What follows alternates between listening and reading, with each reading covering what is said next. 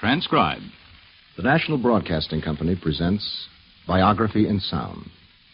Tonight, George Washington, the man nobody knows. He has been buried for 200 years under tons of plaster, stone, ink, patriotic bombast. We remember him by his little hatchet and the face on a dollar bill. When we think of him, it is as a grim, inhuman hero staring down at us from the walls of classrooms and museums, the Coapleys and the Stuarts. Washington, the man, is lost. And yet there is no need for him to be lost. We have countless documents, letters, accounts. We have the research of historians, the guesses of psychologists. What was he like? What was he like when he took off his wig and unbuttoned his waistcoat? What of the human being whose greatness is only magnified by his struggle with himself, with his human longings and fears? He never cared about me. He treated me like I was an old almanac, out of date. His mother, Mary Ball Washington. I have never honored or respected him. He mistreated his men and campaigned unwisely. General Charles Lee. Malice could never blast his honor. John Adams. His features were indicative of the strongest and most ungovernable passions.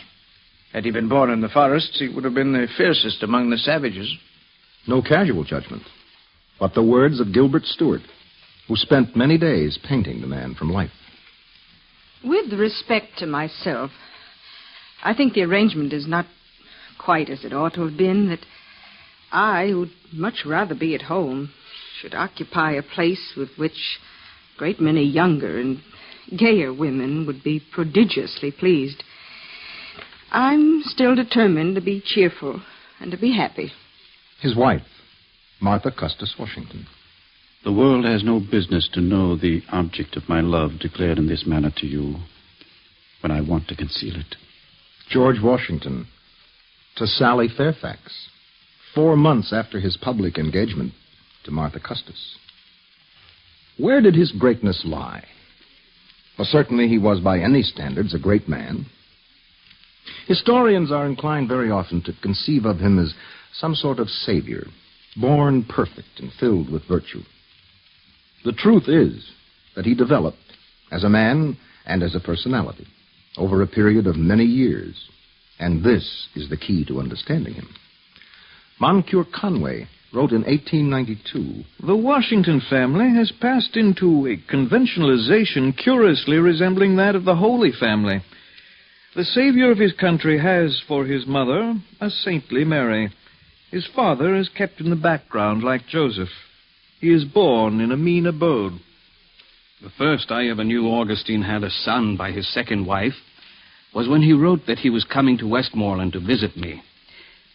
He just said, "Bringing my baby son, George, with me." I learned that George had been born at Wakefield, Virginia, on February 22nd, 1732, a New Style calendar. His father, Augustine, was a friend of mine, had iron mines and few plantations. Augustine died when George was 11, a throat infection. Just like his son, come to think of it. Well, anyway, I never did get to know his wife very well. I lost track of George after his father died. I think his mother sent him away right after that to live with his half-brother Lawrence. I guess they didn't get on too well, him and his mother. The whole record of Mary Ball Washington's life shows that she was a selfish woman, preoccupied with her own needs.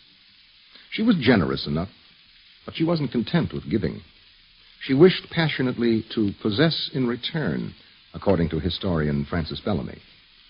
Unlike the other children, Mr. Bellamy writes, George could not respond to this devouring need for devotion on his mother's part. The resulting conflict was so bitter that he was engaged in it for almost the rest of his life.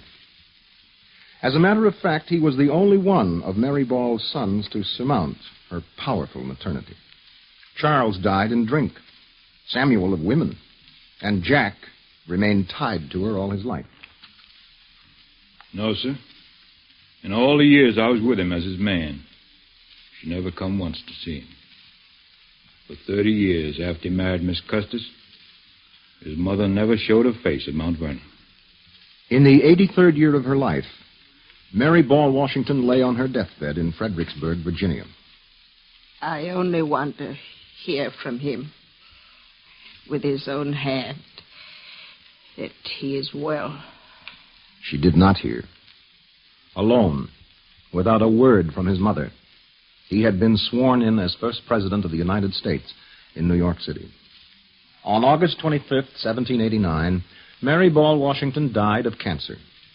In the words of Mr. Bellamy, she was a tragic figure in any age, but one who had made her son a rebel in his own self-defense. A fact whose vast importance to the world still cannot be overestimated.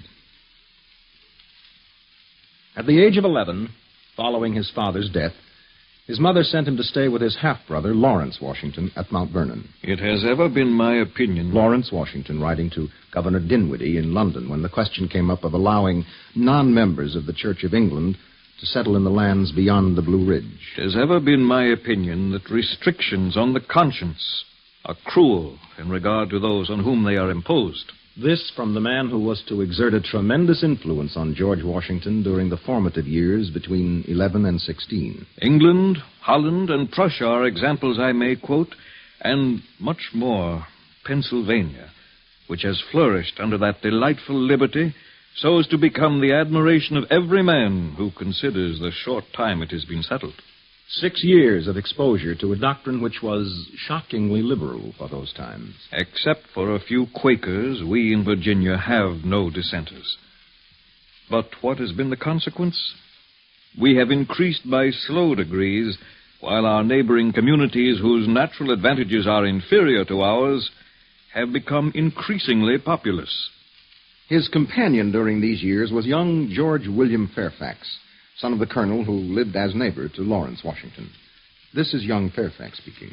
We used to go surveying together. One summer, Father sent us across the Shenandoah Valley. George was the finest horseman I have ever seen. He could stay in the saddle for hours without tiring. Even at that age, he was a giant. 6'2" and 200 pounds without an ounce of fat on him. He used to be quiet for long periods of time when we were together. He had a great sense of privacy. I used to feel it would be almost sacrilegious to intrude on his thoughts during those times. What was he thinking on those long rides with Fairfax? Well, we can only guess. The colonel's son was going south to marry a tall young brunette, the beautiful Sally Carey. George Fairfax was well off. He could afford to marry. Washington, at 16, didn't have a penny to his name. 2 months before, Washington had met her. Then Sally Fairfax married his closest friend, George William Fairfax. The following year, he went to the Barbados with his brother Lawrence. To the Barbados, where I hoped the climate would help this cough which has been clinging to me for several months now. While we were there, George contracted the smallpox and was desperately ill for some weeks. The disease immunized Washington to the plague which was to sweep through the colonial army many years later. The climate of the Barbados was exactly the wrong cure for Lawrence Washington's tubercular lungs, and he died at Mount Vernon shortly after their return. And to my beloved young half-brother George, in deepest affection, I do bequeath all of my lands and estates at Mount Vernon. Now, at 20, he was alone, the master of an estate. With his mother, he had little contact. The brother who had cared for him since their father died had also left this world.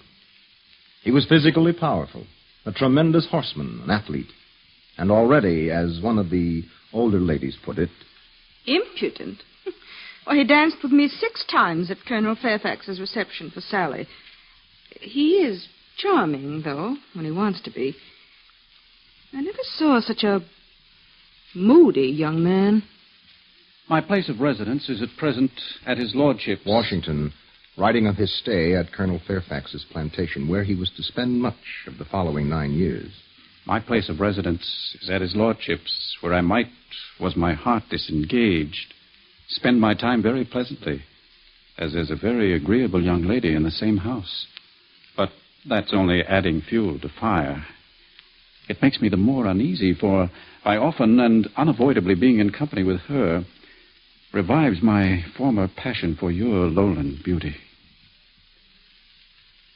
Thus began the relationship which was to remain an important part of Washington's inner life until his death. Some say that Sally Fairfax was a flirt.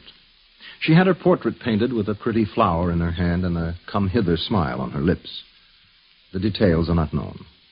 We know that he was Virginia's most eligible bachelor for the next 9 years and never once considered marriage.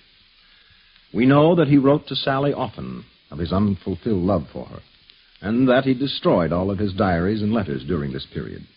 We know that at the age of 66, after 25 years of separation from her, years during which he had won the Revolution and been twice president of the United States, he wrote to her, none of which events, however, nor all of them together, have been able to eradicate from my mind the recollection of those happy moments, the happiest in my life, which I have enjoyed in your company. I do, sir. I remember the times when Colonel Washington came courting Miss Martha. Yes, I do. Great times, sir. Great times. Old Cully, Martha Custis' family servant, speaking to the historian George Washington Parke Custis. He looked like a proper man, I tell you, sir. Never seen the likes of him, though I've seen many in my day. So tall, so straight when he sat on a horse and rode with such an air. Ah, sir, he was like no one else. Many of the grandest gentlemen in the gold lace were at the wedding, but none looked like the man himself. He married Martha Custis, the richest woman in Virginia, on January 6th, 1759. And didn't he underestimate this marriage to Martha Custis? Dr. James Craik, the personal physician who attended him from childhood to his death, who knew him perhaps better than any other man. Nay, didn't he underestimate it? Perhaps it didn't have the romance you read about in the storybooks, but it was strong and deep. Think on it. It lasted for 40 years. It survived childlessness, revolution, and years of separation. Aye, and it survived Sally Fairfax, too. I know the man. I know him like my own son. And he had a streak of honor in him that once he decided on a course of action, you couldn't swerve him. Oh, I'm not trying to persuade you that he ever forgot Sally. Far from it. But what he had with Martha, you can't break asunder. It was a relationship that grew day by day.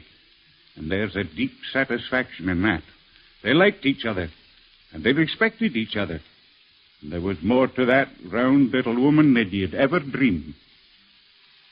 7 weeks after his marriage to Martha, he wrote Sally Fairfax. I dare to believe that you are happy, and I wish fervently that I will be happy too. Misconstrue not my meaning. Doubt it not, nor expose it. And to a close friend in England, I am now, I believe, fixed at this seat with an agreeable consort for life. And I hope to find more happiness in retirement than I ever experienced amid a wide and bustling world. He was 27, and he had come to terms with his own turbulent and tormented soul. I tell you, sir, he was a hard man to know. But after a while, some say he was stony and frozen, but when you come to know him, you get to see that he runs deep with feelings. So deep that I do believe it frightens him sometimes. There are depths in a man's soul which no one, not even himself, may plumb. He gets into rages. Thomas Jefferson. He gets into rages and passions when he cannot command himself. His temper was naturally high-toned, but reflection and resolution had obtained a firm and habitual ascendancy over it. If, however, it broke its bonds, he was most tremendous in his wrath. Sir, your impertinent letter of the 24th was delivered to me yesterday by Mr. Smith. As I am not accustomed... George Washington to Colonel Muse. As I am not accustomed to receive such from any man, nor would have taken the same from you personally without letting you feel some marks of my resentment, I would advise you to be cautious. I was his man until he died. Billy Lee, Washington's mulatto servant. And he was hard. Just as he was on himself. but he was fair, and a man could count on it. Sir, with this letter comes a Negro which I beg favor of you to sell. Washington to the captain of a slaver, written in 1766. To sell in any of the islands to which you may go for whatever he will fetch. And bring me in return for him 1 hogshead of the best molasses, 1 hogshead of the best rum, 1 barrel of limes, good and cheap, 1 port of tamarinds. That this fellow is a rogue and a runaway, I shall not pretend to deny. But that he is exceedingly healthy and strong, and good at the whole neighborhood can testify, which gives me reason to hope that he may, with your good management, sell well, if kept clean and trimmed up a little when offered for sale. We had many long talks on the subject of slavery. The Marquis de Lafayette, whom Washington regarded as his dearest friend.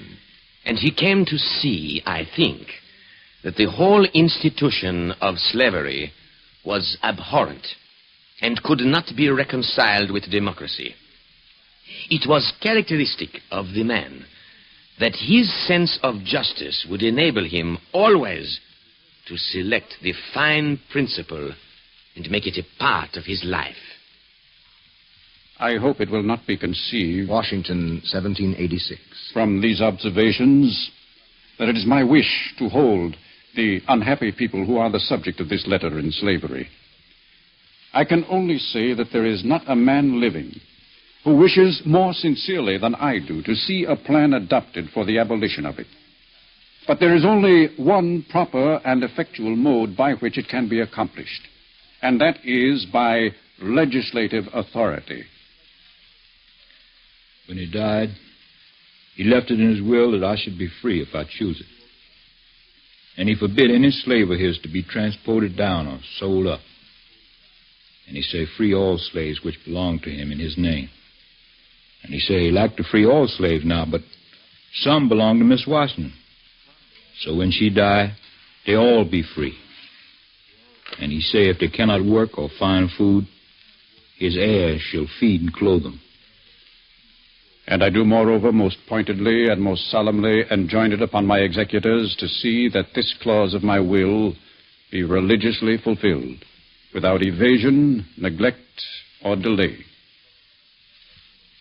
In 1774, the wealthy young fox hunter, lean and sunburned, dressed in his uniform of commander of the Virginia militia, was sent to the First Continental Congress as delegate from his own colony.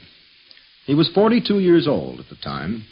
He had been an aide to General Braddock in the campaign against the French in 1755.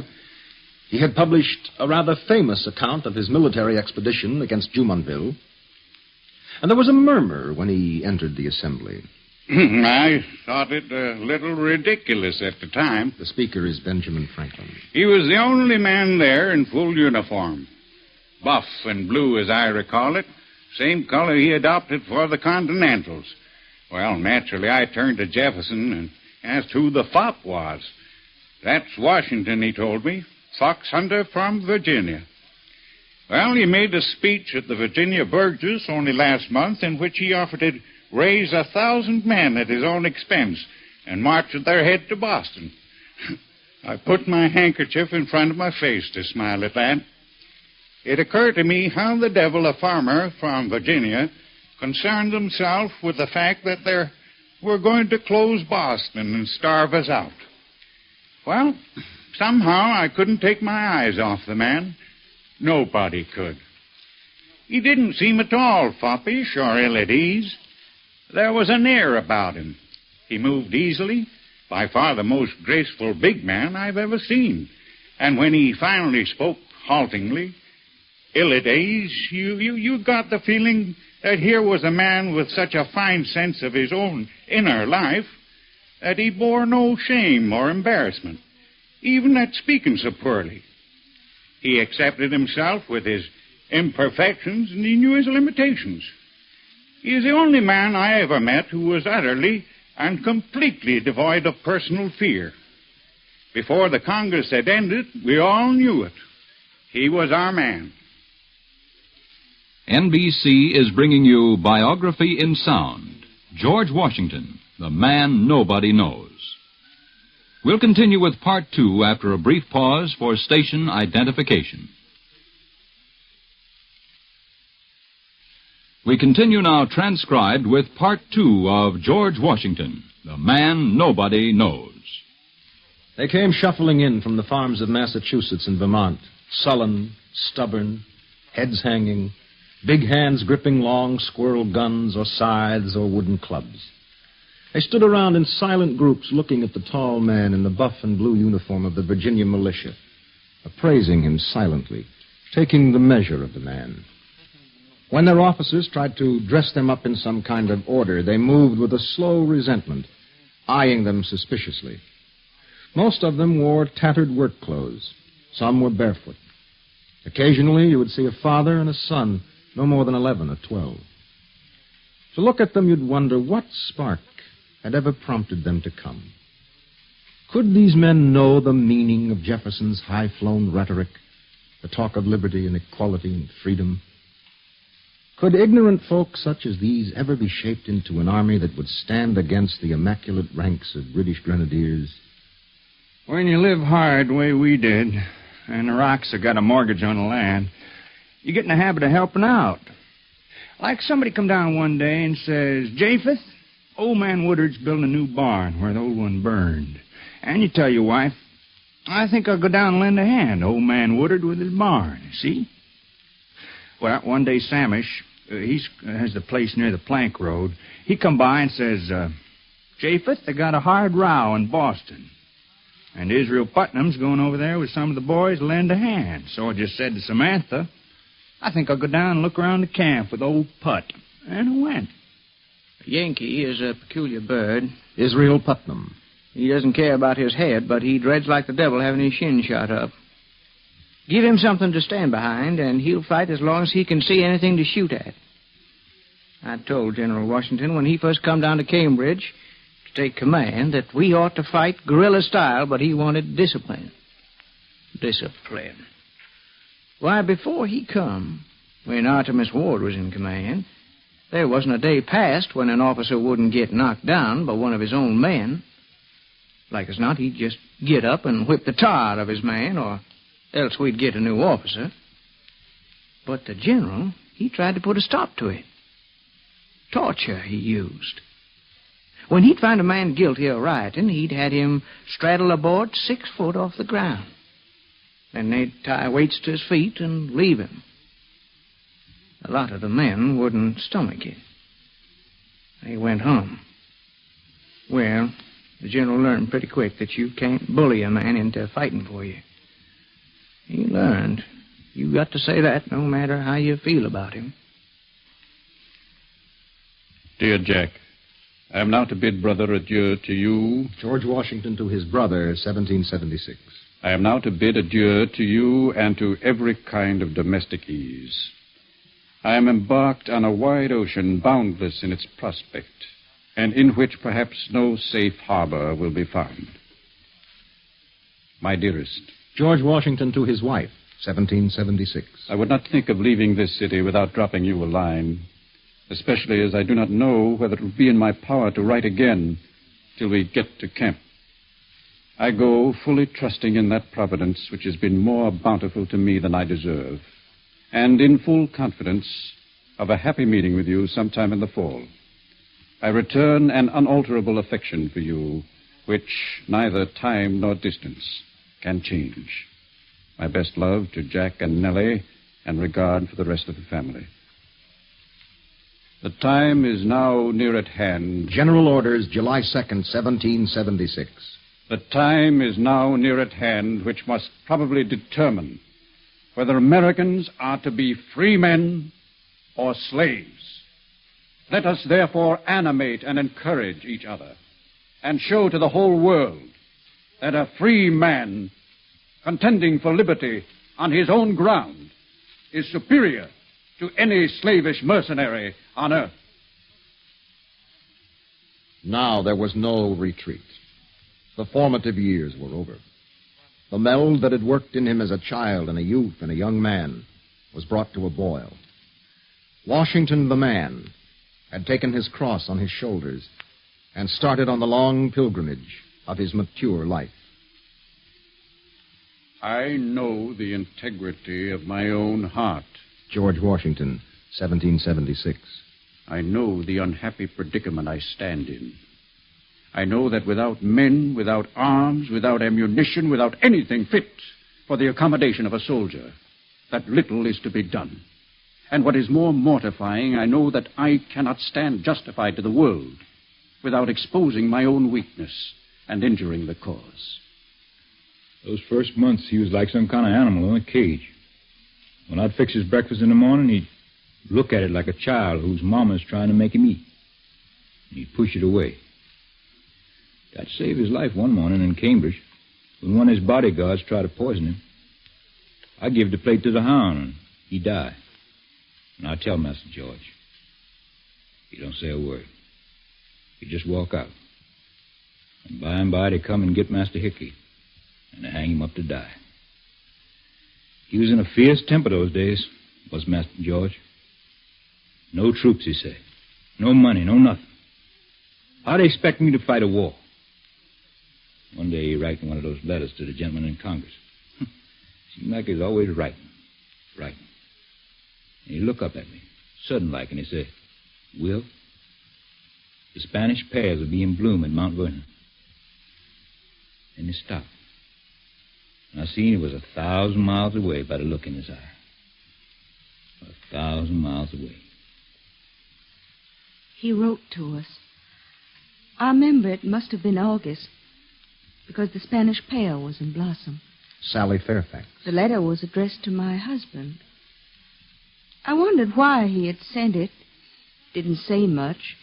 Something about needing supplies and money. It ended, remember me affectionately to your wife. And that was all. Neither of us ever really understood why he wrote that letter.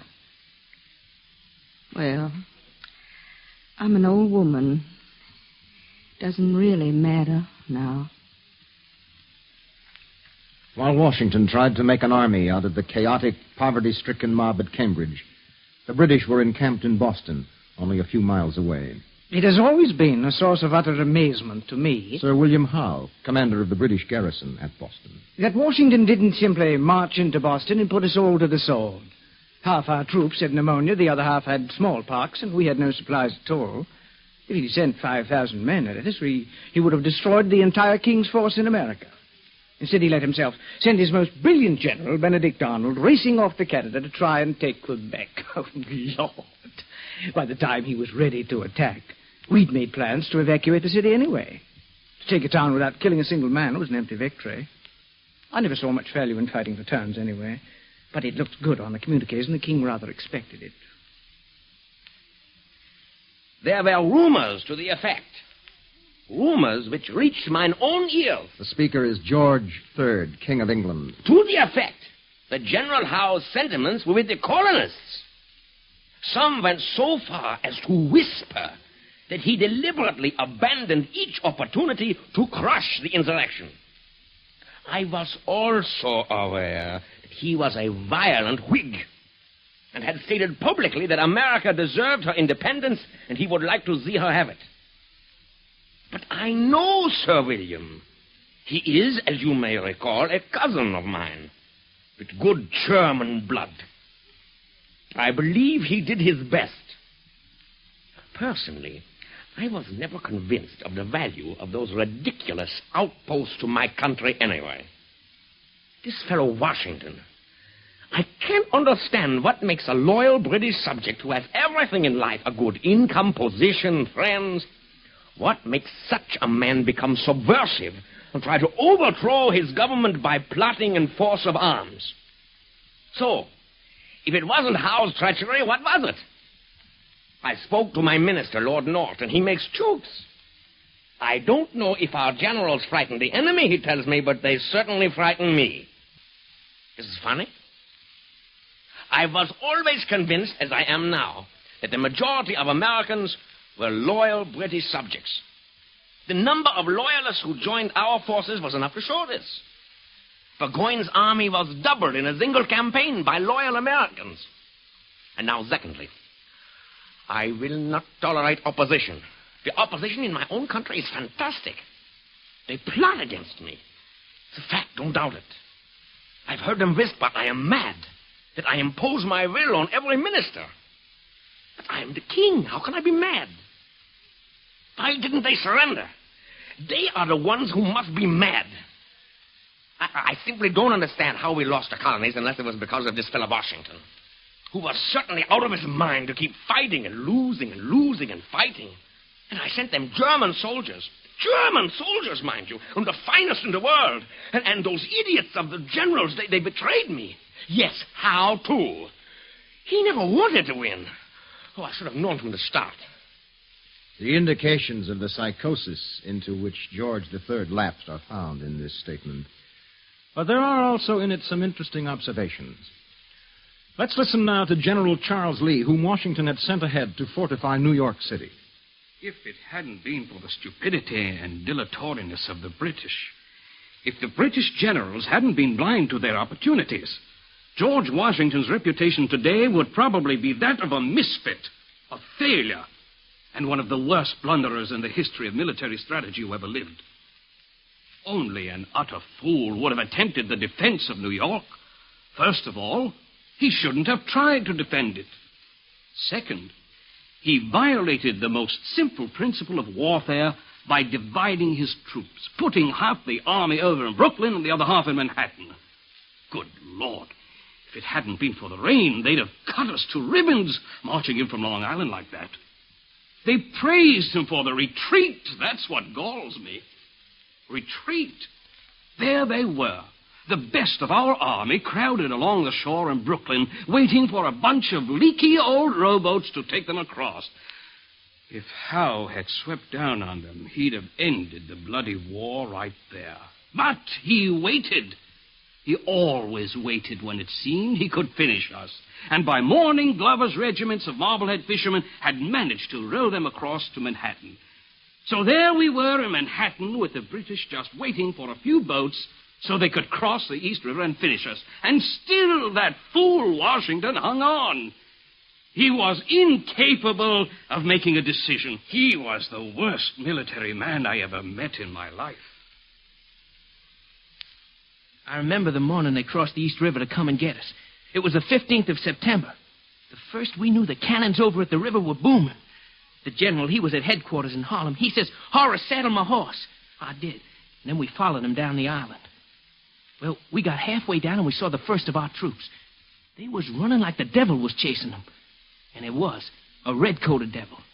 Well, first thing, the general rears up his horse and he yells in that big voice, "Stand up and fight." But you couldn't stop them soldiers. They was full of panic. Then he grabs a whip out of my hands and he rides right into him, cutting and hacking at him like he was crazy. It was no use. They run right past him. He hacked at him till there was none left. And then he just sat there. And I could see them big shoulders moving like he was crying. I looked up, and there was the British coming up the island like a fury. They started shooting. But you know the British, they used to shoot from the hip, and you can't hit nothing that way. Finally, I give his horse a tug, and I said, "Come on, General, you'll get killed." He didn't say a word. I had to lead that horse at a gallop all the way back to Harlem. You know, for a minute there, I thought he didn't care if he lived or died. We are encamped now on the heights. From my tent, I can see the lower part of Manhattan in flames. They rumor that I sent incendiaries to do it, but I did not. I remain firm in my pledge to Congress to prevent the destruction of New York City. The Congress, a bunch of well-fed, squabbling idiots. They're comfortable down there in Philadelphia. What do they care that 1,000 men desert me every week, that I have no food, no cavalry, no boots, no uniforms? Arnold is in the north, and no word for days. I've got to get to New Jersey. It's our only hope. Thank God for Knox and Greene and Hamilton. As for Lee, I have grave reservations, although I still believe he's a good man. Dear Lund. George Washington to his brother, September 30th, 1776. The enemy is within a stone's throw of us. I discharged a regiment the other day that had in it 14 men fit for duty. In short, my situation is such that if I were to wish the bitterest curse to an enemy this side of the grave, I should put him in my stead with my feelings. Yet I do not know what plan of conduct to pursue. I see the impossibility of serving with reputation or doing any essential service to the cause by continuing in command. And yet I am told that if I quit the command, inevitable ruin will follow. In confidence, I tell you that I was never in such an unhappy, divided state since I was born. Retreat, and retreat, and retreat. To White Plains, across New Jersey, to Trenton. This was the pattern of his life. Indecision, disaffection, disappointment, and loneliness. There is no question about it. In those early days of the war, George Washington was a poor general. He was trying to satisfy Congress on the one hand, his generals on the other, and leaving himself out almost completely. Congress ranted, disagreed, and did nothing. His generals chafed under the lack of decision. His men staggered barefoot through the snow. And then one wintry night, the fox hunter tired of playing the fox. Gentlemen, desperate diseases require desperate remedies. I've been sitting on my temper for many months now, and I serve notice to you and to Congress and to the world that from this moment I must do as I see fit. On Christmas night of 1776, the ragged army which had been falling back for weeks suddenly turned about and dealt a staggering blow to its pursuers. Once again, Glover's fishermen from Marblehead were pressed into service. This time they ferried 2,400 men, plus all of the artillery left in the Continental Arsenal, across the Delaware. At dawn, they attacked the well-stocked Hessian camp like a pack of ravening wolves. As a result of this, and the victory at Princeton which followed, Congress vested new authority in Washington, and he began to shape the army according to his own views. His true greatness did not show itself in the victories he won. Lafayette, Valley Forge, 1777. Rather, it showed itself in defeat. It is the ability to inspire men with a feeling of hope in defeat that makes a leader. Any brilliant strategist can win a battle, and we had a dozen of them. Greene, Gates, Arnold, Wayne. These were the wily foxes of the Revolution. I confess that they could outthink and outmaneuver him on a field of battle. And yet, he would have beaten any one of them simply because, in his largeness, as a human being, he would have eventually embraced them and won them over. Even his enemies, I think. It was after Gates and Arnold had won up north, when Washington was preparing to winter at Valley Forge, that the infamous Conway cabal began to arm itself against him. The plot was simple enough: to create a large faction that would unseat Washington and replace him with Gates or possibly Lee. Letters were sent back and forth. Meetings were held. Certain members of Congress were involved. And the whole kettle percolated merrily until a drunken officer babbled of a letter he had seen written to Gates by Conway. Washington sat down and wrote the shortest letter of his life. Sir, a letter which I received last night contained the following paragraph, quote, "In a letter from General Conway to General Gates, he says, 'Heaven has been determined to save your country, or a weak general and bad counselors would have ruined it.' End quote. I am, sir, your humble servant, George Washington." The effect of this letter was like lightning striking a chicken coop. Conway quickly denied he had written such a line and blamed it on Gates. Gates hastened to reassure Washington that Conway was the intriguer and not he. And pretty soon the whole plot exploded into public with denials and accusations. Washington sat calmly by and watched it unfold. His letter had been a shot in the dark, He had no idea there was any cabal forming against him. Finally, like a patient father who has listened to his children's confessions, he brushed aside the whole affair as casually as if it had never existed and stuck to his main purpose of restoring harmony to his command. On July 4th, 1778, unknown to Washington, his good friend, General Cadwallader, faced General Conway in a duel, sent a pistol bullet crashing into his mouth, disfiguring him for life. Blood-stained footprints in the snow. Valley Forge, winter of 1777-78. Out of the despair, out of the hunger, out of the blundering and the bickering and the intrigue, an army emerged. When they left Valley Forge that spring, they were like slavering wolves, ready to fall on anything that stood in their path. At their head rode the fox hunter, his eyes tired and his heart heavy. The enemy, the sleek fox, moved up out of Philadelphia and up through New Jersey, and they tracked him. At Monmouth, the hunter overtook the fox. He was everywhere. Lafayette. All over the battlefield. I never beheld so superb a man. At one moment, he went down in a heap with his white horse, and we thought he had been killed. But he stood up, and Billy Lee, his servant, brought up another mount, a chestnut mare.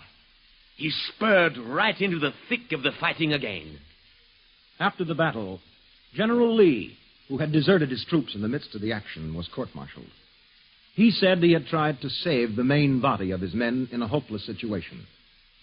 But the rumor was that he had tried to lose the battle deliberately, sold out to the British.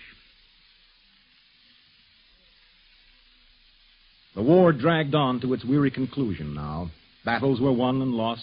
The British enthusiasm waned.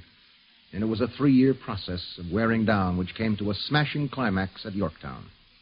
On Friday, October 19th, 1781, the British Army surrendered after 6 years of war. It was a warm October day. John Hyde Preston, in his book A Short History of the American Revolution, describes the surrender at Yorktown. Washington rode out on the right, very superb on his big white battle charger, his boots polished, his hair finely powdered. Lafayette, at the head of his famous light infantry, was having a hard time making his horse behave, jabbering in French and laughing very much at everything that was said to him.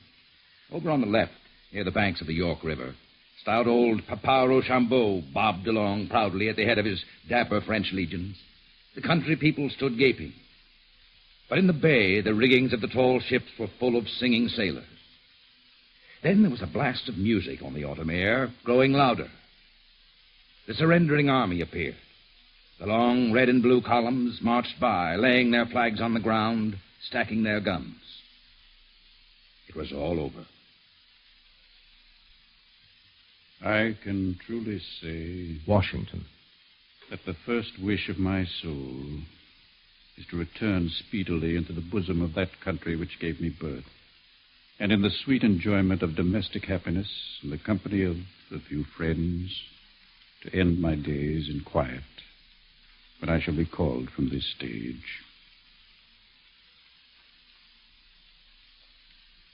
This is the last letter I shall ever write, Washington, while in the service of my country. The hour of my resignation is fixed at 12 this day.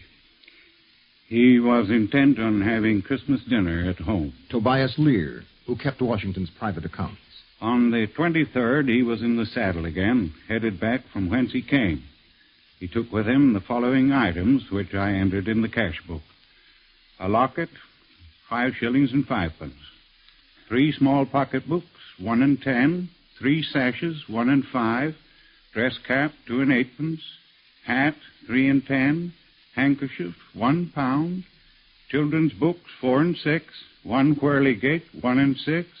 1 fiddle, 2 and 6. 4 quadrille boxes, 1 pound, 17 shillings and 6 pence. The gifts were for the children and Mrs. Washington. Such times as there was then, gentlemen. Old Cully, Mrs. Washington's family servant. Such times, I tell you. It was almost like the days when he came courting Miss Martha.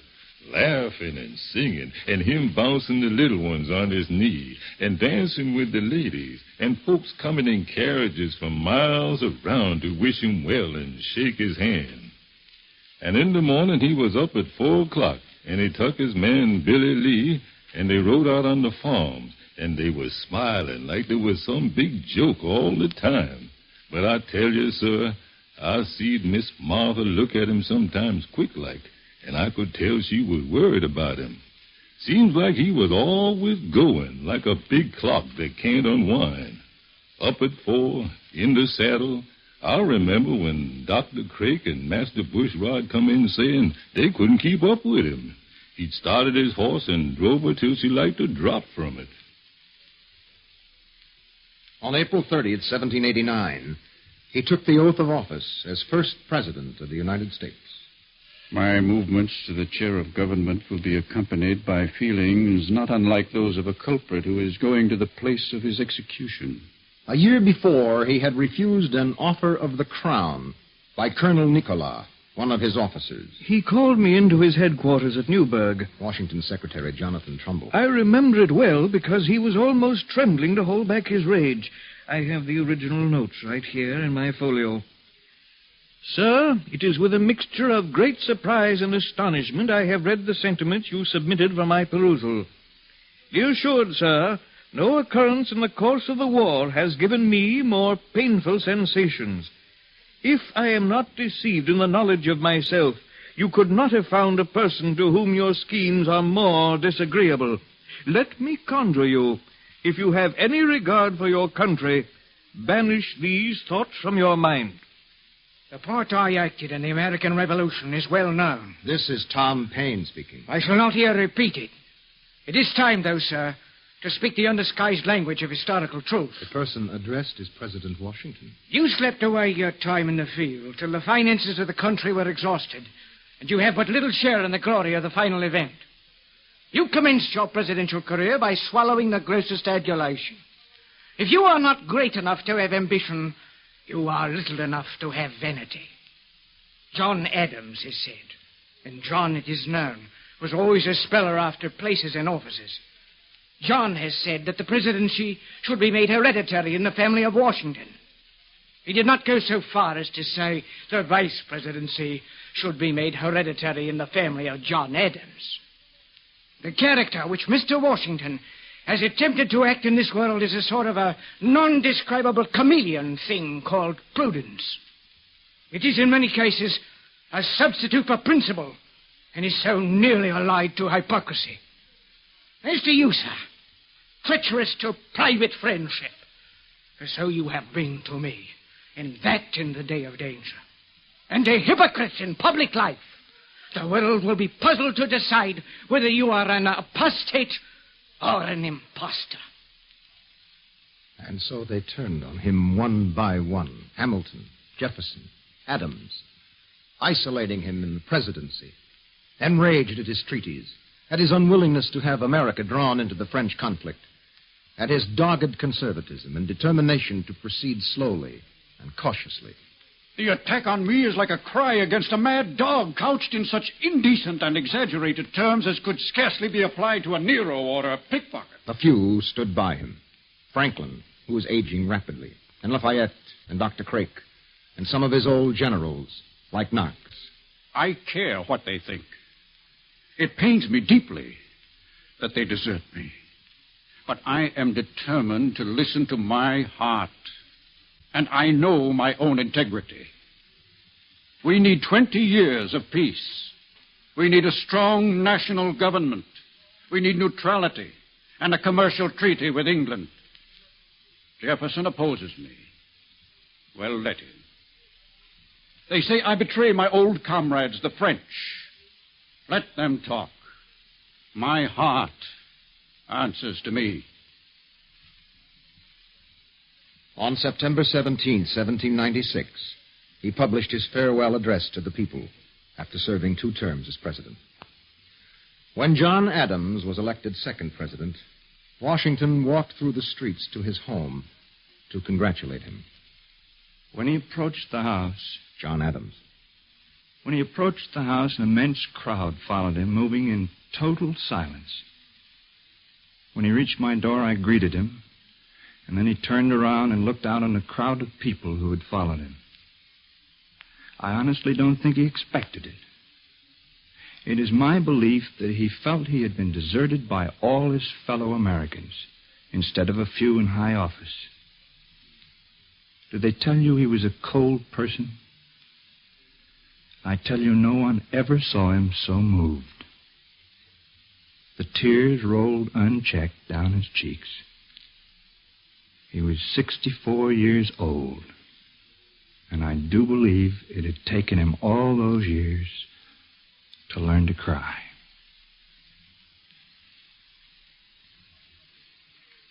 On Sunday, December 8, 1799, he contracted a sore throat. He chose to ignore it and spent the day marking trees for cutting and inspecting the farms. That night, he wrote some letters, read the newspapers, and went to bed. Next morning, his friend Dr. Craik was called, along with 2 other physicians. He was bled and given molasses and vinegar.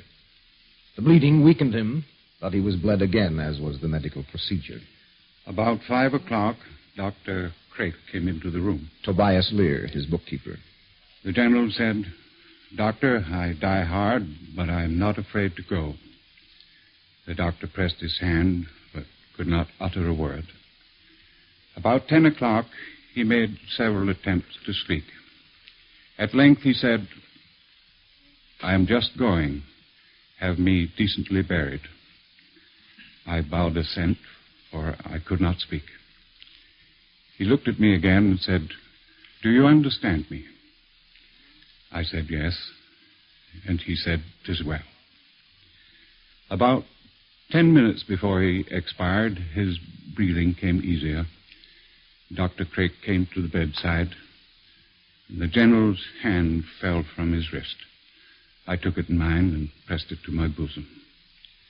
Dr. Craik put his hands over his eyes, and then he expired without a struggle or a sigh.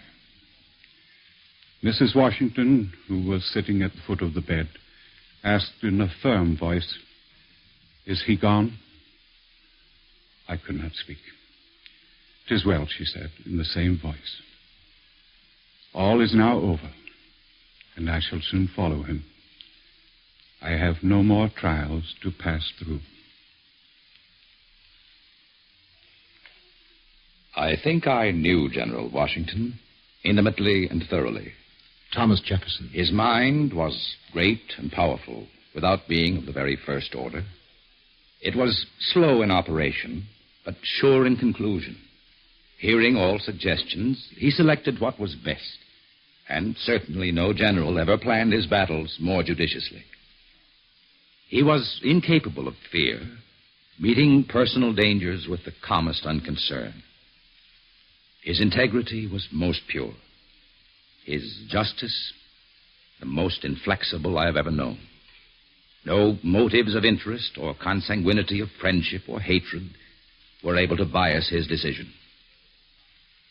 He was indeed, in every sense of the word, a wise, a good, and a great man. In Bath, England, Sally Fairfax, widowed and childless, clinging to a letter she had received from George Washington only 2 months before his death. Un malheur ne vient jamais seul.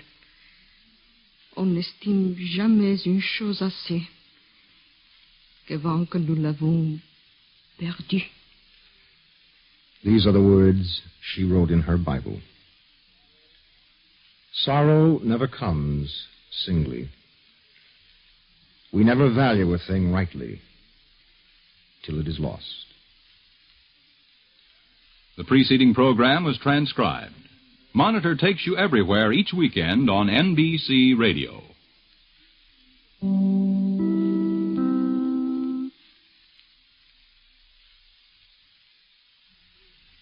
This is Bill Henry with the news. The hot and muggy weather which prostrated dozens of persons in the eastern half of the United States apparently did not interfere with the heavy thinking of the people whose business it is to interpret the sayings of others. The net impression seems to be that those two dictators, Nick Khrushchev of Russia and Juan Perón of Argentina, within the past 24 hours have protested just a little too strongly about the strength of their positions. The Russian dictator boasted about the economic strength of his country, while Perón, a somewhat shaky survivor of a popular uprising, took to the radio to say that his enemies were impotent in their attacks against the people. As usually happens, the experts now believe that there probably is something wrong with the Soviet economy and that Perón is probably more unsure of his position than at first believed. Everybody in Washington seemed disposed to spend the day trying to forget the tragic consequences of the July 4th holiday weekend, which cost more lives than any previous similar weekend in history, traffic deaths alone climbing close to the 400 mark.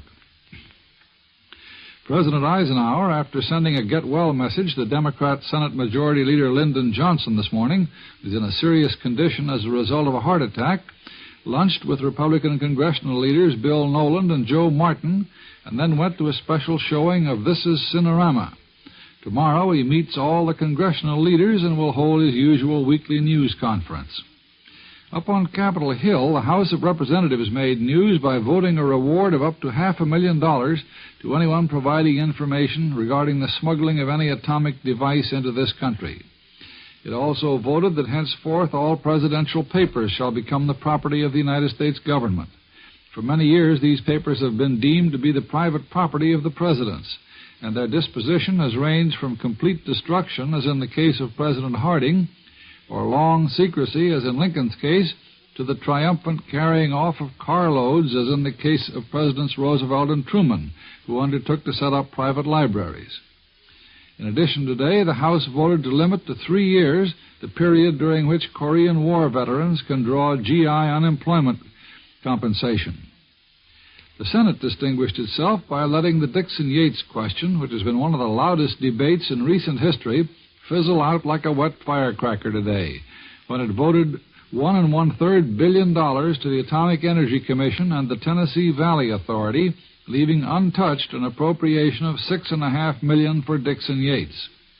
There's good reason, of course, to believe that the Dixon-Yates private power plant project will be dropped as a result of the decision of the city of Memphis to build its own power plant. So the whole affair now looks like a Mexican standoff with both sides loudly claiming victory. Nobody seems to know if anything will come of the protests against flagrant violations of the Korean armistice by the North Koreans. Probably not. But there is a good deal of interest on the other side of the world in the fact that the first West German officers will join the headquarters staff of the North Atlantic Treaty Organization before the end of this month. The French Assembly, apparently anxious not to rock the boat on the eve of the forthcoming Geneva Big Four conferences, postponed debate on the latest troubles in North Africa, and apparently Italy is to have a new government headed by left-of-center Antonio Segni, whose cabinet, however, apparently will continue to be strongly pro-Western. There are rumors today of a red crackdown and a reign of terror in Hungary, but these rumors are unverified. There's been a good deal of economic news today, all of it rather encouraging. The government has set the support price of wheat 2 cents per bushel higher than a year ago. The Commerce Department predicts continuing expansion of booming business, and the stock market, which continued rising, today heard after the New York Stock Exchange closed that General Motors plans a 3-for-1 stock split and set up a saving and stock purchase plan for salaried employees. And Navy Secretary Charles Thomas has raised some eyebrows in the Navy Department by calling for younger admirals. And that's the news to this moment. This is the NBC Radio Network.